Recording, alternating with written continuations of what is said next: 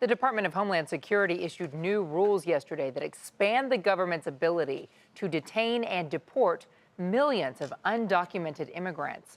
One of the industries that could be hardest hit is agriculture because it relies so heavily on those workers. Aditi Roy has the story. President Trump's new immigration policy could have a critical impact on the farm economy.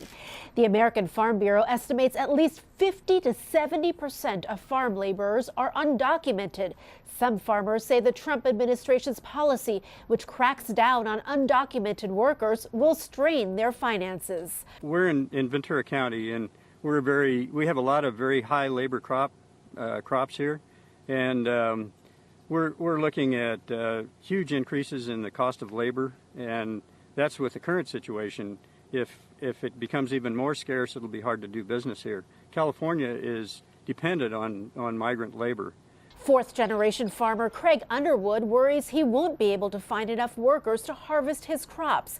Under the new policy outlined by memos released by the Department of Homeland Security, the government will prioritize deporting undocumented immigrants who are charged with crimes, even if those crimes are minor. While the group targeted may be a small subset of all farm workers, many who work in agriculture are concerned. The American Farm Bureau did a study before President Trump was elected on the impact of an enforcement-only approach to immigration, or one that focuses on cracking down on undocumented immigrants without expanding programs for guest workers. The advocacy group found if agriculture were to lose access to all undocumented workers, which would be an extreme scenario, agricultural output would fall by $30 to $60 billion. The organization also found that an enforcement-only approach to immigration would increase food prices by 5 to 6%.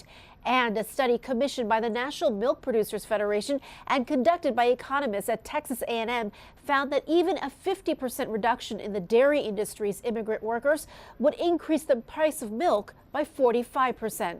The foods that could be most affected are ones that are most dependent on labor for harvesting. They include strawberries, blackberries, cherries, and asparagus. Farmers like Underwood are worried that the policy will prevent all workers from crossing the border.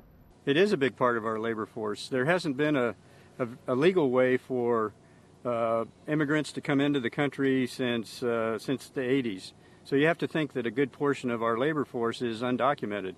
So any kind of a crackdown is going to make labor even more scarce. And while some experts offer automation as a possible solution, many farmers say not all crops are conducive to machine harvesting. For instance, bell peppers are delicate and can be easily bruised by automation. Some farmers also say the upfront costs they would have to pay to automate their harvesting are simply too high.